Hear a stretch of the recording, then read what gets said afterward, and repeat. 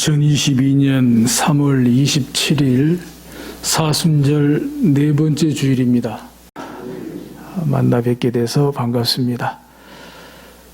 코로나 오미크론 확산세가 심각한 가운데 또 이렇게 하나님께서 건강하게 해주시고 또 안전한 가운데 함께 모여서 대면 예배 드리게 된 것을 너무너무 감사하게 생각하고 또 만나 뵙게 돼서 반갑게 생각합니다. 하나님의 은혜와 자비가 성도 여러분의 가정에 넘치시기를 주의 이름으로 축복합니다. 가난한 요셉으로 말미암아 구유에 누우시고 부자 요셉으로 말미암아 무덤에 누우셨습니다.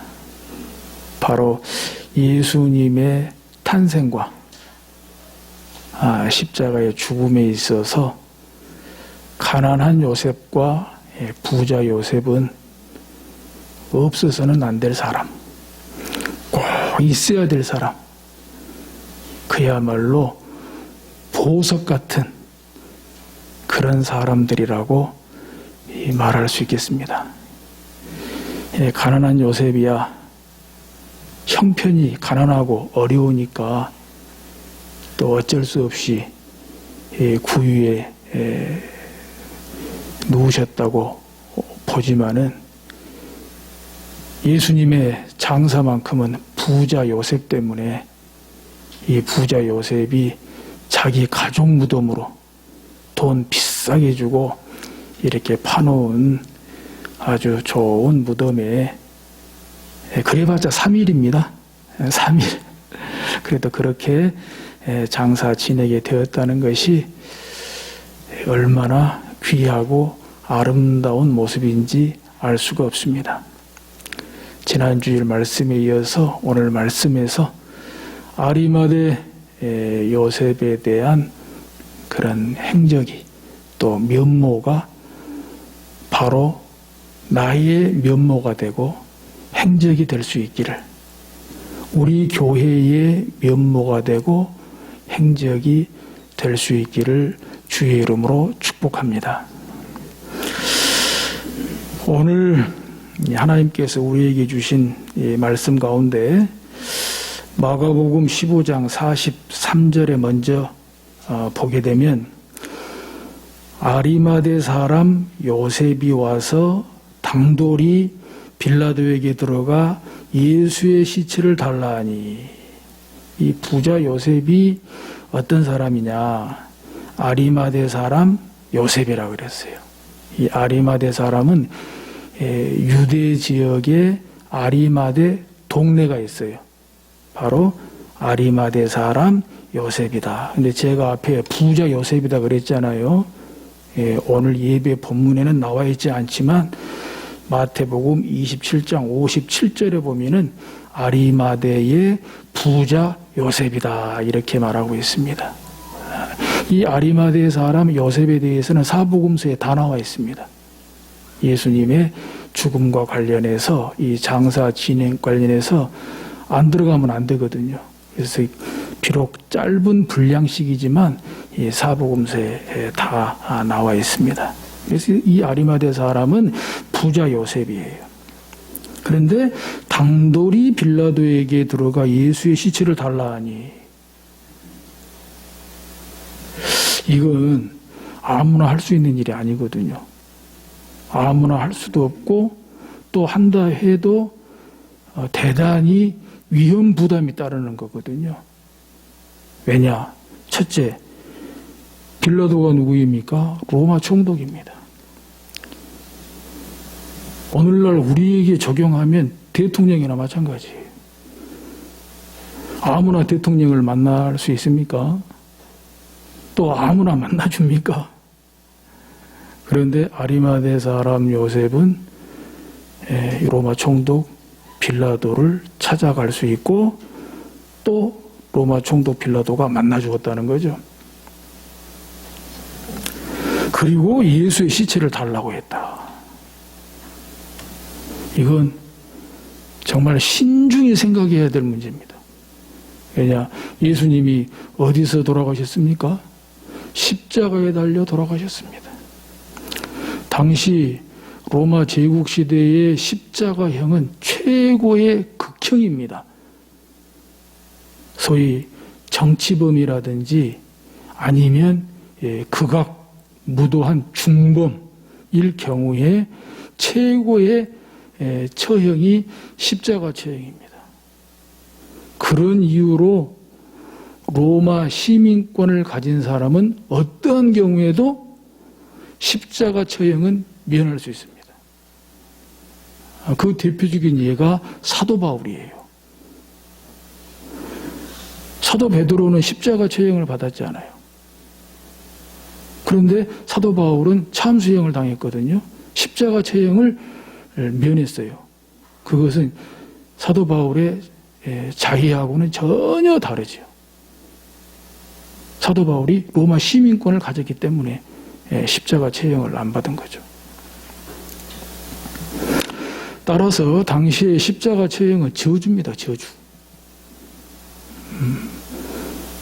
또 그런 중범 죄를 지은 사람이 십자가 처형을 당하는 거기 때문에 함부로 그 시신을 거둘 수가 없어요. 잘못하면 어떤 오해를 받을 수도 있고 또 어떤 죄명을 뒤집어 쓸 수도 있는 거예요. 그런 연유로도 함부로 나설 수가 없어요. 그리고 십자가 처형은 뭐 그날로 이렇게 시신을 거두어서 장례를 치르지 않습니다. 그냥 며칠 놔둡니다. 그러면 독수리가 와서 쪼아먹기도 하고 그러다가 이제 마지막에 그냥 시신을 거두어서 그냥 장례 치르는 그런 정도지요. 그런데 아리마대 사람 요셉이 빌라도에게 찾아갔다. 그것도 당돌이 찾아갔다. 야, 성경 표현이 정말 당돌합니다. 이 당돌이 과감하게 용기를 내서 위험을 무릅쓰고 로마 총독 빌라도에게 가서 예수의 시체를 달라하니. 근데 여기서도 한 가지 참 우리가 신앙생활에 참고로 배울 점이 뭐냐면요. 여기서 예수의 시체를 달라고 했는데 원래 그 기록된 표현은 시체가 아니에요. 신체입니다. 신체, 몸. 그러니까 예수의 시체를 주시오. 예수의 시신을 주시오가 아니에요. 예수의 몸을 주시오. 예수의 신체를 주시오. 그러니까 이것이 같은 말 같지만은 결이 완전히 다르거든요. 성경이 이렇게 기록한 것도 그렇지만 적어도 당시 아리마대 사람 요셉이 빌라도에게 예수의 신체를 내게 돌려주시오. 예수의 몸을 내게 돌려주시오 할 때 예수의 시체를 주시오 한 거하고는 벌써 평소에 그리고 예수님을 대하는 태도, 예수님을 대하는 태도, 이건 정말 예수님에 대한 공경심, 나아가 예수님에 대한 경외심, 이런 것들이 다 반영된 것이죠. 우리가 신앙생활 할 때 교회에 대한 어떤 말을 하거나 또 하나님에 대한 어떤 표현을 할 때 상당히 우리가 신경 써야 될 이런 부분에 있어서 도움이 크게 된다고 볼 수가 있겠습니다. 자, 그러면은 도대체 아리마대 사람 요셉은 일단 부자인 것은 이제 알겠는데 도대체 어떤 사람이었길래 아무나 찾아갈 수 없는 로마 총독 빌라도를 찾아가고 또 로마 총독 빌라도가 만나 주었는가? 그리고 예수님의 그 몸을 돌려받아서 이 마지막 그 시신을 거두게 되었는가? 이 사복음서를 통해서 아리마대 사람 요셉의 그 신앙의 또 인품의 면모가 여러 가지로 나와 있는 것을 볼 수가 있습니다. 이제부터 찾아보면서 잘 들어보시고 바로 그냥 오늘 내 것으로 만들었으면 좋겠어요. 내 것으로.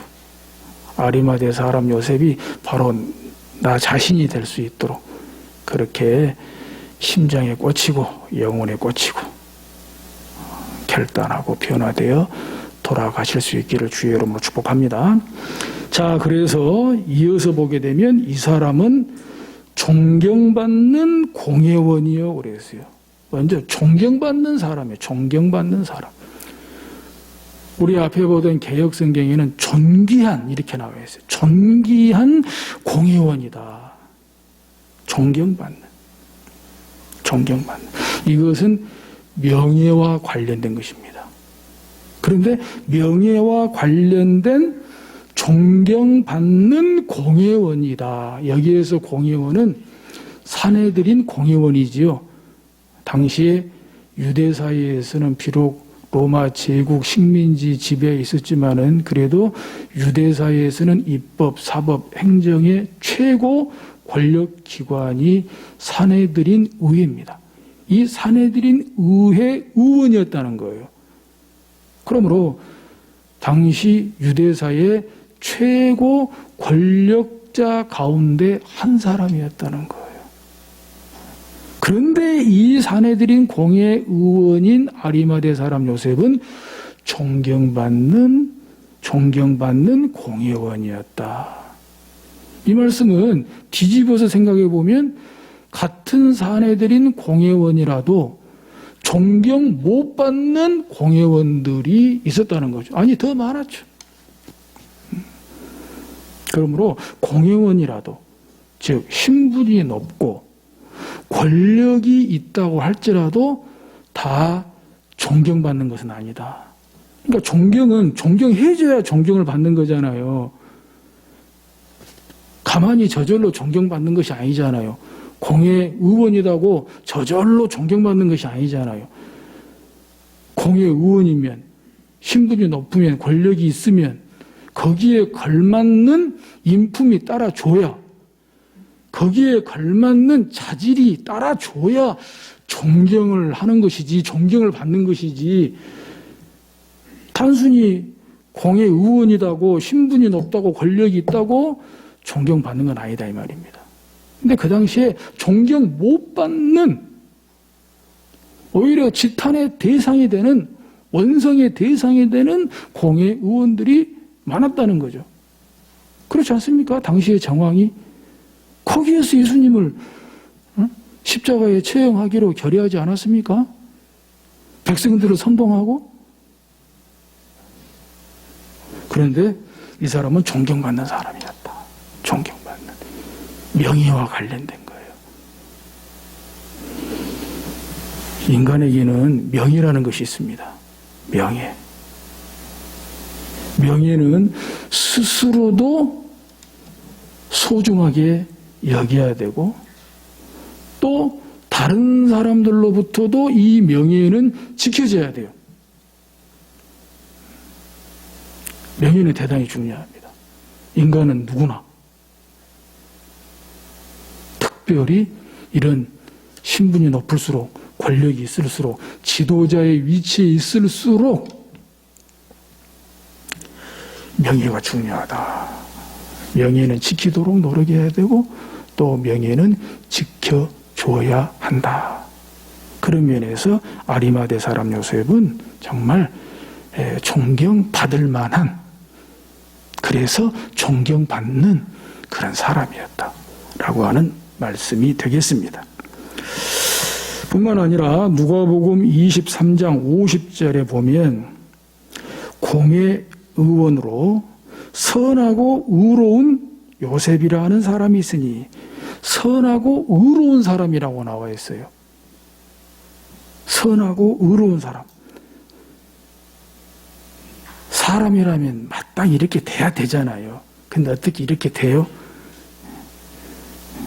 선하기보다는 악하고, 의롭기보다는 불의하고, 세상에 너무 많잖아요. 그러나 사랑하는 성도 여러분, 선한 여러분 되시기를 주의 이름으로 축복합니다. 의로운 여러분 되시기를 주의 이름으로 축복합니다. 이 선하다는 뜻 자체가요, 몇 가지의 뜻이 있어요. 이 선하다는 뜻 속에는 은혜롭다, 이런 뜻이, 은혜롭다. 은혜로움. 그래서 정말 구원받은 성도라면 은혜가 있어야 돼요. 은혜로워야 됩니다. 그죠? 또 유용하다, 유익하다, 이런 뜻이 있는 거예요. 그럴 때 선하다고 하는 거예요. 어디서나 유용한 사람이 돼야 돼요. 아멘?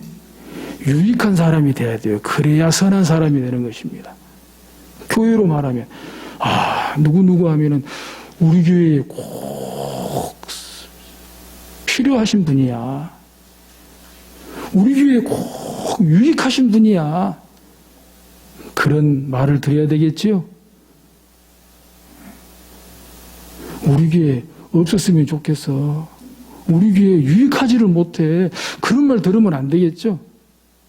그것은 개인으로도 불명예스러운 것이고, 교회로도 유익하지 못한 것이고, 그리고 사회적으로도 선한 영향력이 전혀 안 되는 것이죠. 또 호의적인, 이런 뜻도 있습니다. 호의적인. 선하다고 할 때 호의적인 사람이 돼야 돼요. 호의를 베푸는. 그러니까 막 적대감을 가지고 악의를 베풀고, 그럼 절대 선한 사람 될 수가 없어요. 어디 그뿐이겠습니까? 의로운 요셉이다. 요셉은 의로운 사람이었어요. 의로운, 바른, 공정한, 틀림없는, 이런 뜻 아니겠습니까? 저나 여러분이나 축복합니다. 다 누구 이름 석자만 되면, 그분 바른 사람이야. 공정한 사람이야. 그분 틀림없는 사람이야. 그렇게 돼야 되겠죠. 절대 그 반대로 들으면 안 되겠죠. 꼭 이렇게 아리마대 요셉처럼 정말 존경받는 사람으로, 선하고 의로운 사람으로 인정받고 평판을 얻을 수 있기를 주의 이름으로 축복합니다. 그리고 그 다음에 보면 오늘 본문에 마가복음 15장 43절에 하나님의 의를 기다리는 자라 그랬어요. 하나님의 나라를 기다리는 자라. 하나님의 나라를 기다리고 열망하고 대망하는 그런 사람이라는 거죠. 사내들인 공회 의원들 가운데 이런 사람이 있었다니요. 하나님이 보신 거예요. 하나님이 보신 거예요. 그리고 이 백성들도 안 보는 것 같아도 다 본 거예요. 사내들인 공회 의원 중에 말은 하나님의 나라가 어떻고 하나님의 의가 어떻고 해도 순 자기 나라 기다리고 자기 나라 찾고 자기 나라나 탐하고 그런 사람들이 누군지, 아니면 아리마대 사람 요셉같이 진짜 하나님의 나라, 자기 나라가 아닌 하나님의 나라, 자기 자리가 아닌 하나님의 나라. 하나님의 나라가 뭡니까? 여러분, 하나님의 나라가 뭡니까? 세례 요한의 메시지 핵심이 뭐였습니까? 회개하라, 천국이 가까웠다. 예수님의 메시지가 뭐였습니까? 회개하라, 천국이 가까웠다. 하나님의 나라였어요.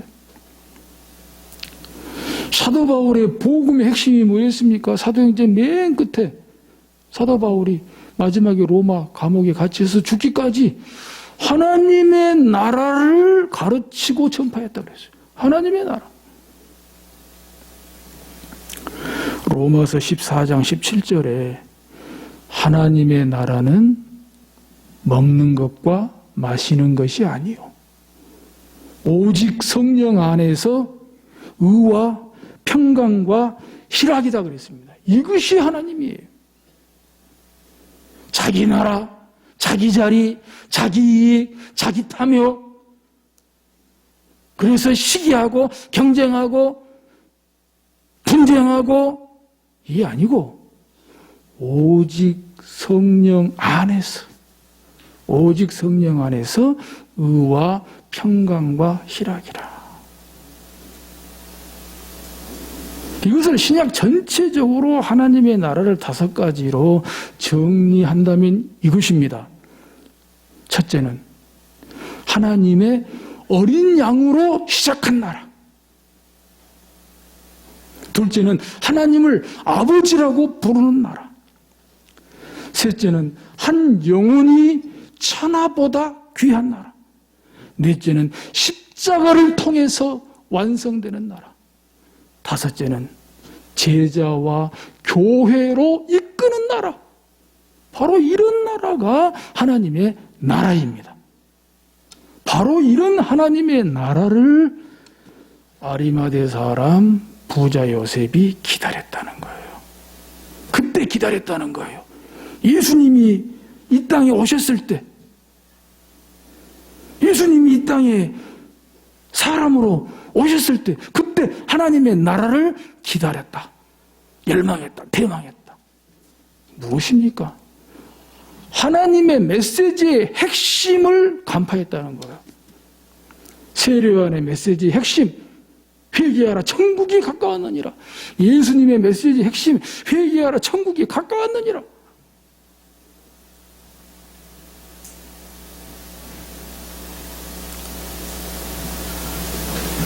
정말 신앙하는 이유를 알았어요. 내가 하나님을 신앙하는 이유, 내가 하나님을 신앙하는 목표, 분명히 했어요. 신앙의 방향성을 올바르게 잡고 있었다는 것이죠. 아리마대 사람 부자 요셉은 바로 그런 사람이었어요. 그리고 또 한 가지가 중요한 이 아리마대 요셉을 바라볼 수 있는 중요한 한 가지 단서가 되는 말씀이 있는데, 마태복음 27장 57절에 보면은 아리마대 사람 부자 요셉을 가리켜서 그도 예수의 제자라, 예수의 제자라고 말씀하고 있어요. 마태복음 27장 57절에 저물었을 때에 아리마대의 부자 요셉이라는 사람이 왔으니 그도 예수의 제자라. 12제자만 예수님의 제자가 아니었다는 거예요. 크게 봐서 70인 제자도 있잖아요. 그런데 아리마대 사람 부자 요셉도 예수님의 제자였다. 단 어떤 제자였냐? 요한복음 19장 38절에 아리마대 사람 요셉은 예수의 제자이나 유대인이 두려워 그것을 숨기더니, 예수의 제자이긴 한데 유대인이 두려워서 예수의 제자인 것을 숨긴 제자였어요.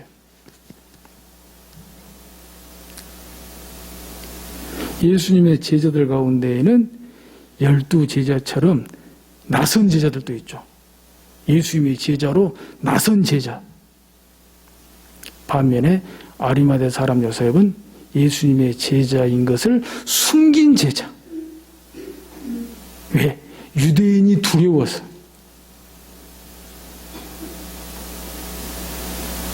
그가 아무리 신분이 높고 또 권력이 있었지만 또 부자였지만, 아니 오히려 그런 이유들 때문에 차라리 일반 백성들, 무리들은 어쨌든 좋을 때는 막 따라다니잖아요.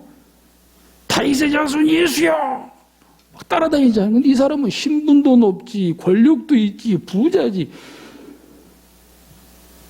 그렇게 따라다닐 수 있는 처지가 못 돼요. 잘못하면 부자, 신분, 권력 한 방에 날아갈 수가 있어요. 그러다 보니 유대인들이 두려워서 예수 제자가 아닌 척 숨겼다는 거예요. 그런데 놀랍게도 정작 예수님이 십자가에서 죽으시고 나니까 나는 예수의 제자다 하고 당돌하게 빌라도 앞에 나서고 예수의 시신을 거두게 되었다. 결정적일 때 나섰다는 거죠. 베드로를 위시해서 이 12명의 나선 제자들은 결국 어떻게 됐어요? 평소에는 좋을 때는 누가 더 높냐? 이러다가 정작 예수님 체포당하시고 십자가에 달리시게 되니까 다 도망갔잖아요. 도망가기만 했어요? 어떤 놈은 팔아먹고 배신하고, 베드로도 3번이나 모른다고 부인하고, 겨우 한 것이 멀찍이 따라갔잖아요. 멀찍이 따라가. 그런 반면에 이 아리마대 사람 부자 요셉은 평소에는 몰래 숨어서 했는데 막상 예수님 십자가에 돌아가시고 나니까 예수님의 제자인 것을 드러내고 나서고 당돌하게 로마 빌라도를 찾아가고 마지막에 예수님의 시신을 거두었다. 그래서 자기 가족 무덤으로 돈 비싸게 주고 파놓은 그 돌 무덤에 예수님을 모시게 됐다라고 하는 것입니다. 이렇게 볼 때 오늘 우리에게도 교회 일에 있어서 또 주를 위해서 나서는 분도 계시고 또 나서지 못하는 분도 계시고 그렇습니다. 주의 이름으로 축복합니다. 교회 일에 정말 두 팔 걷고 나서시는 분들은 끝까지 그렇게 해주시기를 주의 이름으로 축복합니다. 뒤에 낯선 제자들처럼 팔아먹고 배신하고 도망가고 그러지 마시고 끝까지. 우리는 부활의 신앙 아니에요. 부활 신앙. 그때 그 제자들은 부활 신앙을 경험 못했잖아요. 근데 우리는 부활 신앙을 경험했으니까 한 번 나섰으면 끝까지 나서는 변함없는 사랑과 헌신으로 해주시기를 부탁을 드리고, 또 설령 나서지 못하는 분들도 있어요. 주를 위한 일에 또 교회를 섬기는 일에. 그런데 오늘 이렇게 아리마대 사람 요셉의 그 과정을 볼 때 그렇다고 꼭 나서지 못하는 것 때문에 자책은 하지 말기, 낙심하지 말기, 믿음을 갖고 용기를 내고 마침내 결정적일 때 나설 수 있는 은혜가 있으시기를 주의 이름으로 축복합니다. 여기에서는 여러 가지 것들 개인적으로나 교회적으로 또 적용하고 실천할 수 있겠습니다만은 일부러 오늘 여기서는 아주 사소하다면 사소한, 그러나 저희 입장에서는 절대 사소한 것이 아니에요. 어떤 면에서는 저에게 상처일 수도 있어요. 그것이 무엇이냐? 우리 수요 예배 때 기도 순서 있잖아요. 감 잡으셨어요? 수요 예배 때 기도는 대개 이제 서리 집사님들이 이렇게 맡으시는데 많이 잘 안 하세요. 많이 잘 안 하세요. 그래서 그냥 넘어갈 때도 있고, 또 갑자기 또 다른 분을 시키는 것도 어떤 면에서는 좀 부담스럽기도 하고 하는데, 절대는 못하시는 것에 대해서 우선에 자책하지 마시고요. 또 못하는 것에 대해서 이런 아리마대 요셉의 결정적인 믿음과 용기의 역사가, 그런 성령의 영이 오늘 이 시간에 부어지시기를 주의 이름으로 축복합니다. 못하시는 이유는 여러 가지가 있으시겠죠. 어쨌든 못하시는 거야. 못하신대요. 근데 좀 용기를 내봤으면 좋겠어요. 그냥 아예 나는 못해 하시지 마시고, 그 가운데 또 하시는 분들이 계시니까요. 정말 격려와 지지를 보내드리는데, 못하시는 경우에는, 정말 못해서 못하시는 경우에는 이런 용기는 좀 내보실 수 있지 않는가. 거기에 속한 초원지기 장로님들 3분 계시잖아요. 장로님, 저 다음 주 수요예배 때 그 기도 순서 맡았는데 나 아무리 적어보려고 해도 뭘 어떻게 적어야 될지 모르겠어요. 장로님이 좀 적어주세요. 아니면 적어가지고 한번 봐주세요 하든지 좀 적어주세요 하든지. 그래, 우리 3분 중에 단 한 분도 거절하실 분 없다고 봐요. 그렇게라도 용기를 내보시든지, 아니면 진짜 제가 원하는 것은 그거예요. 정말 대표기도 못하겠다 싶으시면요, 주기도문, 주님 가르치신 기도, 하늘에 계신 우리 아버지, 그냥 주기도문 하면 어때요? 그보다 더 좋은 기도가 어디 있어요? 그 정도 용기를 한번 내봤으면 좋겠어요. 그냥 주기도문 다. 아니면 사도신경.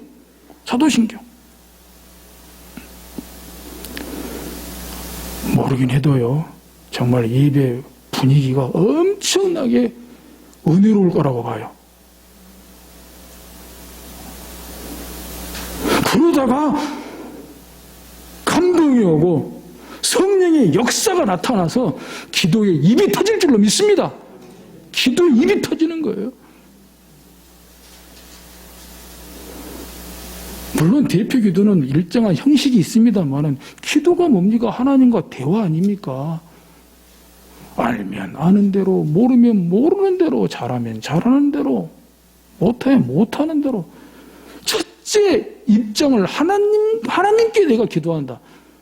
내가 사람 앞에서 기도하는 것이 아니고, 사람에게 기도하는 것이 아니고, 내가 하나님께 기도한다. 그러면 그냥 믿는 만큼, 아는 만큼, 우리가 뭐든지 그러잖아요. 인간과의 대화에서도 첫째 대화가 되려면 대화는 대화가 돼야 되잖아요. 뭐 갖다 놓고 베낀다고 뭐 수사학적으로 문학적으로 한다고 그게 상대방을 이해시키고 감동시키는 거 아니잖아요. 우선에 대화는 통해야 돼요. 그러면 대화가 통하려면 진정성. 한마디라도 진심이 담기고 진심이 느껴지는 진정성. 그러면 한마디만 기도해도요,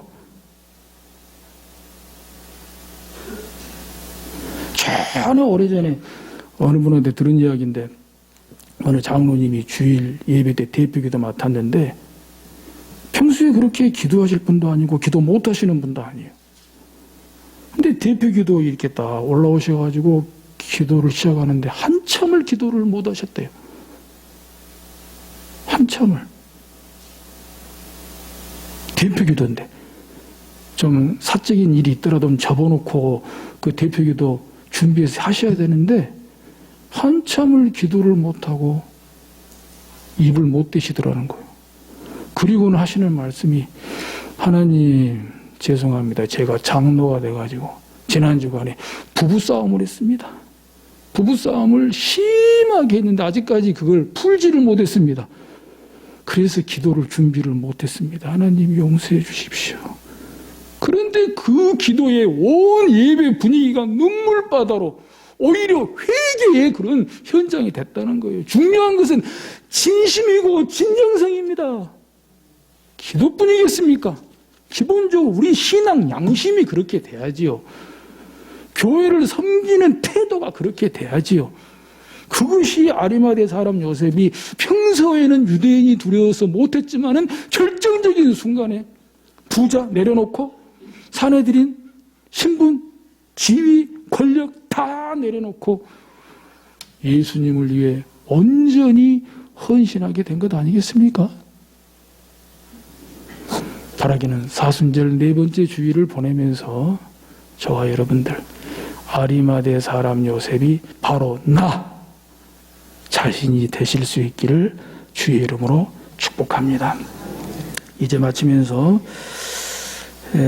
이 목회서신에 인용한 강신덕 목사의 라헬의 눈물 책 가운데 머릿말 일부를 읽어드리고 마치겠습니다. 눈물로 우리 자신과 서로를 바라보는 것이야말로 우리가 회복해야 할 영적인 모습입니다. 눈물로 기도하고 묵상하는 것이야말로 우리 삶이 십자가 은혜 가운데 부흥하는 지름길입니다.